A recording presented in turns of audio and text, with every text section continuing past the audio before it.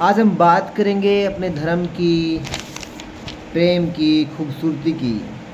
अगर महावीर की दृष्टि से देखें, बुद्ध की दृष्टि से देखें, राम की दृष्टि से देखें, भगवान कृष्ण की दृष्टि से देखें, रामकृष्ण परमहंस की दृष्टि से देखें, स्वामी विवेकानंद की दृष्टि से देखें, जितने भी महान संत हुए उनकी दृष्टि से देखें, तो धर्म और प्रेम बहुत ऊंची चीज़ है। जो वास्तव में आज धर्म चल रहा है लोगों के बीच, समाज के बीच, उसे देखने के बाद नहीं लगता कि ये धर्म है या धर्म से इसका कोई संबंध है। धर्म के नाम पर जो पाखंड, जो बर्बादी और जो हिंसा आज फैलाई जा रही है, वो शायद धर्म के नाम पर पहले कभी नहीं फैलाई गई। राम ने धर्म की स्थापना के लिए अपना घर छोड़ दिया, राजपाट छोड़ दिया,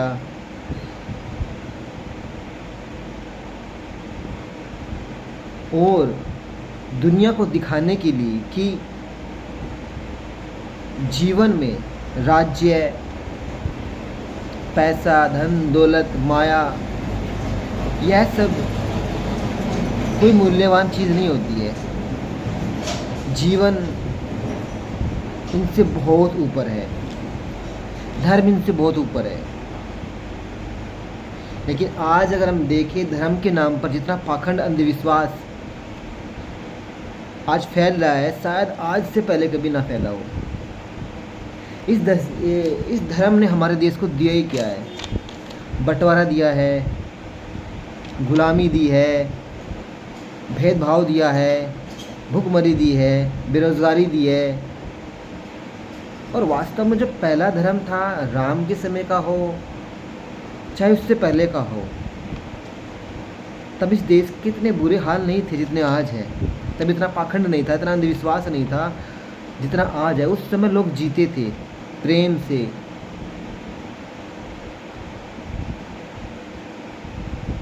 भाईचारे से, और उस समय वास्तव में धर्म था। जब मैं अमरनाथ की यात्रा पर गया था, मैंने वहाँ पर जो दृश्य देखा वो बहुत ही भयानक था। लोग जा तो रहे थे अमरनाथ की यात्रा पर महादेव को देखने के लिए, पर किसी के मन में भी, किसी के दिल में भी महादेव के लिए मैंने कोई प्रेम नहीं देखा। वहाँ पर मैंने हर तरह की हिंसा देखी, लड़ाई झगड़े देखे, गुटखाबाज देखे, बीड़ीबाज देखे, आशिक देखे, दीवाने देखे, गंदी बात करने वाले देखे, कूड़ा कचरा फैलाने वाले देखे। जो बाबा बर्फीला धाम पिछले वर्ष बर्फ़ से ढका हुआ था चारों तरफ से, इस साल वो बिल्कुल खाली था, नंगा था। तेज़ धूप थी वहाँ पर। इस विषय पर कोई बात नहीं कर रहा था, सब अपनी मस्ती में थे, अपनी बातों में खोए थे। जो लिच्चड़ काम घर करते हैं, वही लिच्चड़ काम वहीं कर रहे थे। वही गंदगी जो घरों में फैलाते हैं, घर के बाहर फैलाते हैं, वो वही गंदगी महादेव के दरबार में फैलाई जा रही थी। महादेव के दर्शन करने से पहले ही, कुछ मीटर पहले ही, लोग गुटखा खा रहे थे, बीड़ी पी रहे थे, सिगरेट पी रहे थे, व्यभिचार कर रहे थे, गंदी बातें कर रहे थे, उल्टे सुल्टे काम कर रहे थे।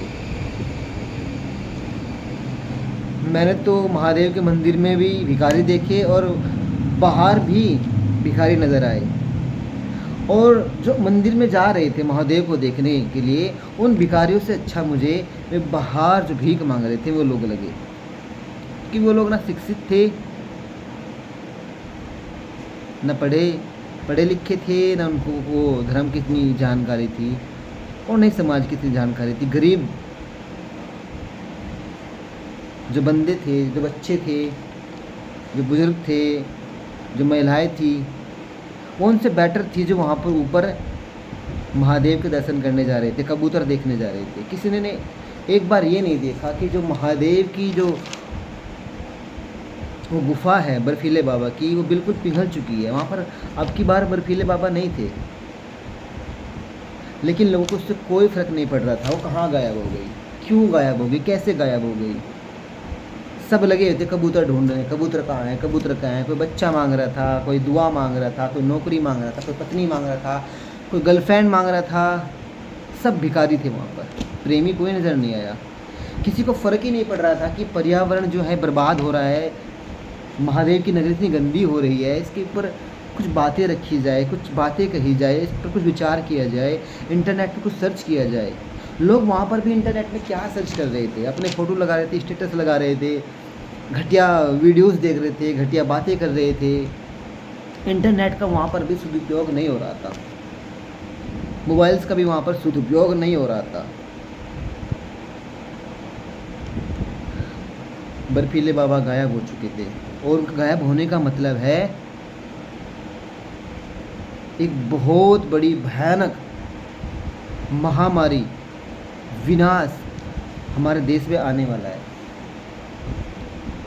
आज इतनी गर्मी हो रही है, उसका मुख्य कारण यही है कि पर्यावरण बहुत बदल रहा है।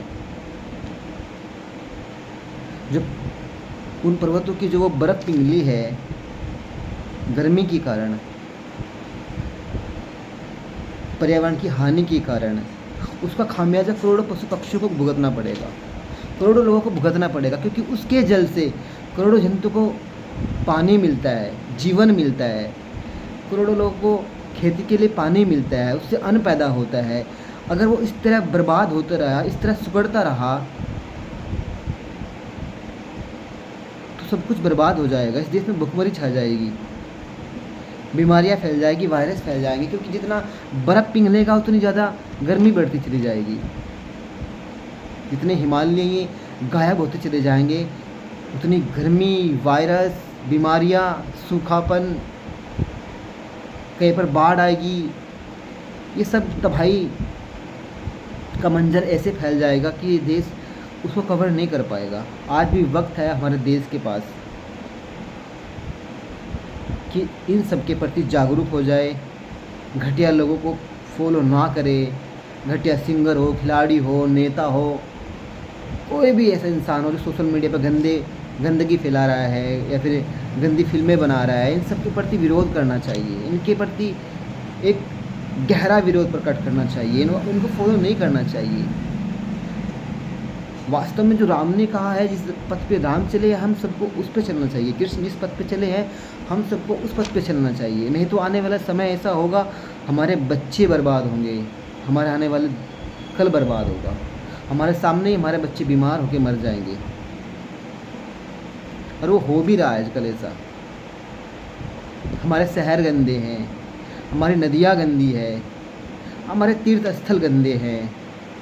दुनिया में हमारा सबसे सड़ा हुआ देश कहलाता है। अब एक रिसर्च हुआ था जहाँ पर कुछ विदेशी लोग आपस में पूछ रहे थे कि दुनिया में सबसे गंदा देश कौन सा है, तो अधिकतर लोगों ने कहा इंडिया। हमें शर्म आनी चाहिए कि धर्म के नाम पर हमने अपने देश को कितना गंदा कर दिया है। हम जहाँ भी जाते हैं गुटखा खाते हैं, बीड़ी, सिगरेट, व्यभिचार, सब गंदे काम करते हैं। अपने घरों का सारा कूड़ा कचरा गंदगी हम अपनी जिनको माँ बोलते हैं नदियों को, उनमें डाल आते हैं। शर्म नहीं आती है इस देश के लोगों को कि धर्म के नाम पर कितनी हिंसा हो रही है। अभी कावड़ यात्रा चल रही है जिसमें धर्म के नाम पर न जाने कितने कावड़ी ऐसे हैं जो होटलों को तोड़ रहे हैं, गाड़ियों को तोड़ रहे हैं, महिलाओं को पीट रहे हैं, बदतमीजियाँ कर रहे हैं, शोर कर रहे हैं। धर्म का तो इससे कोई संबंध ही नहीं है, राम का तो इन सबसे कोई संबंध ही नहीं है। हम राम को मानने वाले हैं, कृष्ण को मानने वाले हैं, पर उनके पथ पे चलने वाला तो कोई नज़र आता है, आता ही नहीं कोई नज़र। अगर ये देश राम के आदर्शों को मानने वाला होता, कृष्ण के आदर्शों को मानने वाला होता, संतों के आदर्शों को मानने वाला होता, तो हमारे देश में इतनी गंदगी ना होती, हमारे देश में इतना भेदभाव ना होता, हमारे देश में इतना ऊंच नीच ना होता। इस देश का, इस धर्म ने, जो आज का लोक धर्म है, ये पाखंड है, अंधविश्वास है, कई हिस्सों में टुकड़े कर दिए। बांग्लादेश, पाकिस्तान, अफ़गानिस्तान, ये धर्म के कारण तो बट गए सब हमारे। अगर हम एक होते तो ये सब ना होता, हम गुलाम ना होते कभी। हम दुनिया के सर्वश्रेष्ठ लोग थे और आज हम दुनिया के सबसे गंदे राष्ट्रों में आते हैं। सच्चाई सबके सामने है, सबको पता है हमारे शहर कितने गंदे हैं, हमारे गांव कितने गंदे हैं, हमारे मन कितने गंदे हैं। और मंदिरों में जाते हैं तो भिखारी बन के जाते हैं, परमात्मा से प्रेम करने वाला कोई जाता ही नहीं है। आज भी वक्त है इस देश के पास, पर्यावरण के प्रति जागरूक हो जाओ। जो महादेव है उनको पशुपति भी कहा जाता है, उनके पशुओं को मत खाओ यार, उनके पशुओं को मत मारो।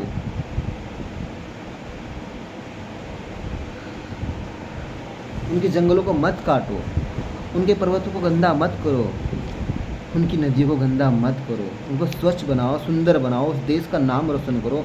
शिक्षा को आगे लेके आओ, विज्ञान को आगे लेके आओ, इंटरनेट का सदुपयोग करो, तो ही हमारा देश आबाद होगा, हमारे देश में तरक्की होगी। नहीं तो ये देश बर्बाद होगा। धर्म के नाम पर जब तक हम भिखारी बने रहेंगे तब तक हमारे देश में न तरक्की आएगी न उन्नति आएगी। मैंने कुछ बातें लिखी है। परमात्मा तो सूर्य की तरह है जिसके पास अंधेरा है ही नहीं, और जो व्यक्ति परमात्मा से जुड़ जाता है वो भी खिलने लगता है, प्रेम से, करुणा से, दया से, इन सब से भरने लगता है। जो व्यक्ति परमात्मा से जुड़ जाएगा वो खिलने लगेगा। लेकिन यहाँ तो सब उल्टा है, परमात्मा के नाम पे हिंसा है, बर्बादी है, पर्यावरण की भी, खुद की भी। और हमें यही नहीं पता कि हमें क्या देखना है, क्या सुनना है, क्या बोलना है, क्या पहनना है, क्या खाना है, कुछ नहीं पता है। जय श्री कृष्णा, जय श्री राधे, हर हर महादेव, हर हर गंगे। अब भी वक्त है अपने देश को बचाने का, संभलने का, अपने बच्चों के लिए कुछ करने का। उनको ऊंची चीज़ें सिखाइए, भगत सिंह के बारे में सिखाइए, राम के बारे में सिखाइए, कृष्ण के बारे में, गीता के बारे में, ताकि उनका जीवन बेहतर बने। अंधी दौड़ इस देश को बर्बाद कर देगी। इन घटिया नेताओं को